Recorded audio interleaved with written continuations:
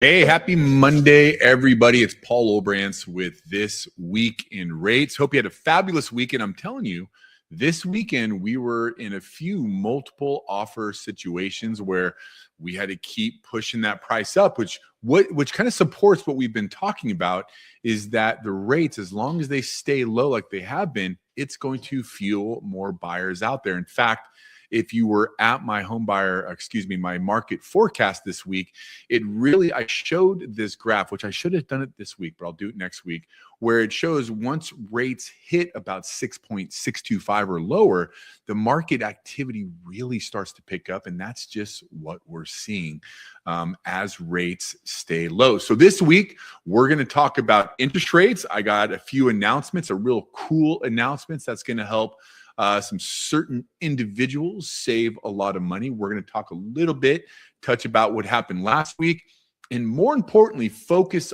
on what's happening this week in the market. This could be a lot of things are going to move this week. So if you're looking to buy a house, if you're thinking of refinancing, you really want to pay attention. So let's start with where rates are at this morning. We are cautiously floating, which means we still think rates are going to stay the same, maybe trickle down a little bit, but we're on alert that things could rapidly change and that interest rates we could lose some of our gains that we've had over the past couple weeks. So as we enter the week here, we're at rates at 5.25, FHA at 5.375, conventional is at 5.625, jumbo's at 5.875. Keep in mind, these rates are shown with 1 point.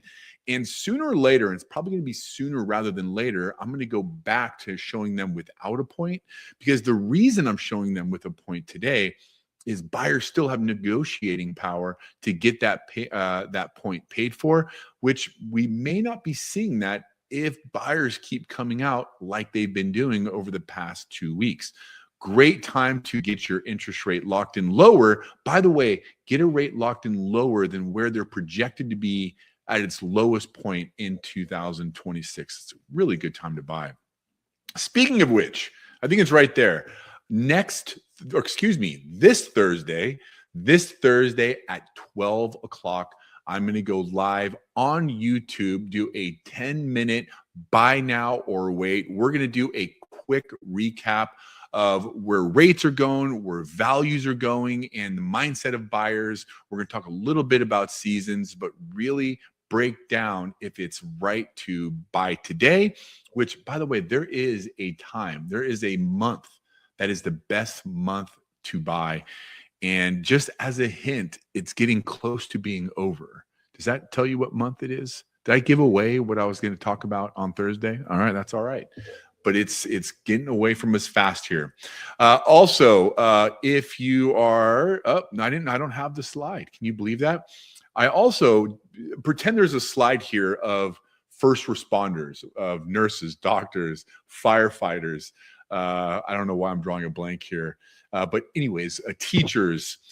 If you are a first responder, we are very proud that we have what's called First Responders Mortgage. There's huge discounts for first responders. We want our first responders to be able to buy in the communities that they serve. This is huge. It's going to save you a lot on rate. It's going to save you on cost. Reach out. Let me talk to you about it. I am so excited about this program. It's going to save you so much money. Last week, personal or PCE, personal consumption expenditures, came in. It did increase, but remember, the market had anticipated that. So that increase was already built into 30-year fixed rates. So there was no big news coming off of PCE, especially as it came in as expected. But we're going to talk a little bit more about inflationary and stuff like that coming here at the end of this little program here. Pending home sales. Last week I shared, or maybe I didn't, maybe that was on my my forecast, where the media is coming out talking about the lowest levels in December, etc. All this, it's going to hurt buyers in 2026. It's true and it's not true. It is true that in December, pending home sales did decline. But the low numbers are due to the holiday, causing less time for holiday shopping, as well as weather in the Northeast. It's tough to buy a house if you can't get there, and then plus when the holidays come. So it's going to be interesting to see what January's numbers look like, but sometimes we need to look beyond the headlines to see what's really happening in that real estate market. This week is a big week. For some reason, this is not the correct week. I'm going to pivot here and I'm just going to tell you what it is. On Monday, this is so awkward. I am so embarrassed right now. On Monday, we have durable goods. On Tuesday, tomorrow, we have Case-Shiller and FHFA reports. These are the reports that actually show us, so I could get that slide out of there, show us what or how much houses have appreciated over the last month. So that truly tells you if we're appreciating or depreciating. On Wednesday, we have the Fed meeting concludes with a statement in a press conference. This is going to get interesting because what we have going on is we have Jerome Powell getting ready to exit the Fed. And it's going to be very interesting to see what happens this week with Trump, if Trump is going to tell the market who is going to be his predecessor, not Trump's, but Jerome Powell's. And we know this person that Trump's going to put in there is going to be very dovish, meaning that he or she is going to want to reduce interest rates.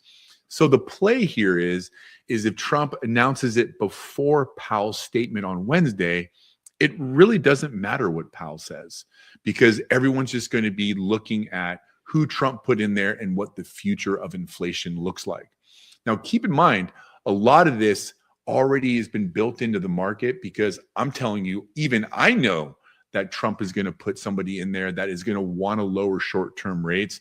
So do the bond traders. So what we're looking for is anything out of the box or unusual that could be inflationary, that have inflationary pressure. And then, of course, Friday, we have price producer index, which is essentially, no, we don't. Ignore that too. That's two little mishaps here in one show. Here we go. But it's going to be a great year. And if 2026, you're considering buying a home, and you don't know where to start, well, I happen to know where to start. It's called a hopes and dreams or strategy session. Look, here's the thing. To talk to a lender, there's no obligation, there's no pressure, there's no commitments. You don't need to pull a credit report. You don't need to take an application, regardless of what some of these loan officers out there are doing, because they just don't know what the hell they're doing. This QR code right there is going to send you to my calendar. Pick a time that works best for you. Let's put a strategy in place that's going to help you and your family save money in 2026 and achieve your dream of homeownership. And let's see what is possible. Well, my friends, I hope you have an incredible Monday morning. I look forward to hopefully hearing from somebody out there I haven't talked to that is wanting to buy a house. Let's make your dreams come true. Paul Obrantz, Clear to Close Brokers. Have a great day.